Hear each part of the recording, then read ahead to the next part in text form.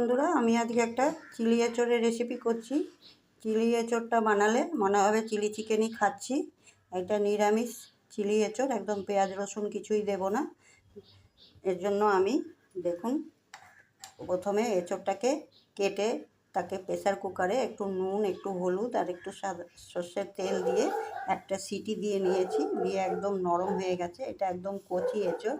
এই কচি এঁচোড় দিয়ে চিলি এঁচোড় বানালে খুব সুন্দর টেস্ট হয়। এখানে আমি কর্নফ্লাওয়ার নিয়েছি, একটু ময়দা নিয়েছি, একটু নুন নিয়েছি, একটু সোয়া সস নিয়েছি, একটু ভিনিগার নিয়েছি, একটু আদা গ্রেট করে নিয়েছি, একটু গোলমরিচ গুঁড়ো নিয়েছি, একটু নুন নিয়েছি, চিনি নিয়েছি।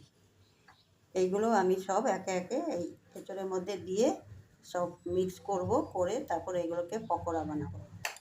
আমি এর মধ্যে একটু লাল লঙ্কার গুঁড়ো দিয়ে দিলাম।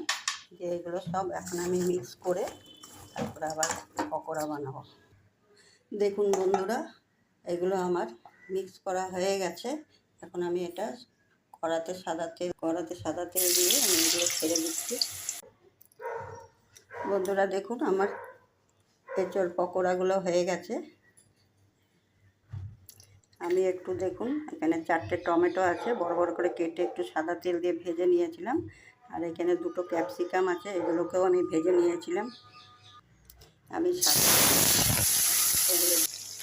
টমেটোটা দেওয়ার পরে টমেটো ক্যাপসিকাম কটা কাঁচা লঙ্কা দিয়ে দিলাম। আমি একে একে এখন সব দেবো।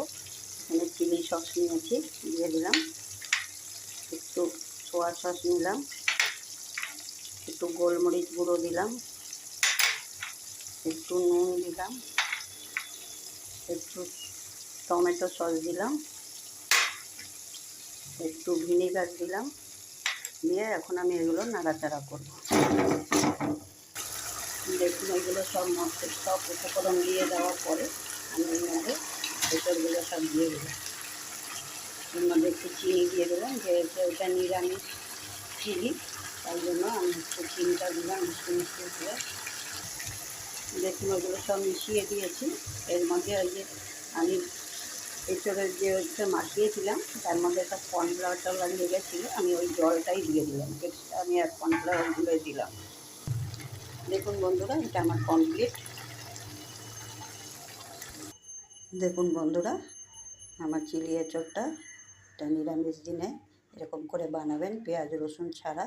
আমার কিন্তু টমেটো সসটা আমার ঘরে বানানো, ওর মধ্যে পেঁয়াজ রসুন নেই, পুরোপুরি নিরামিষ। আমি একদম নিরামিষভাবেই বানাবেন। যদি পছন্দ হয় লাইক সাবস্ক্রাইব করে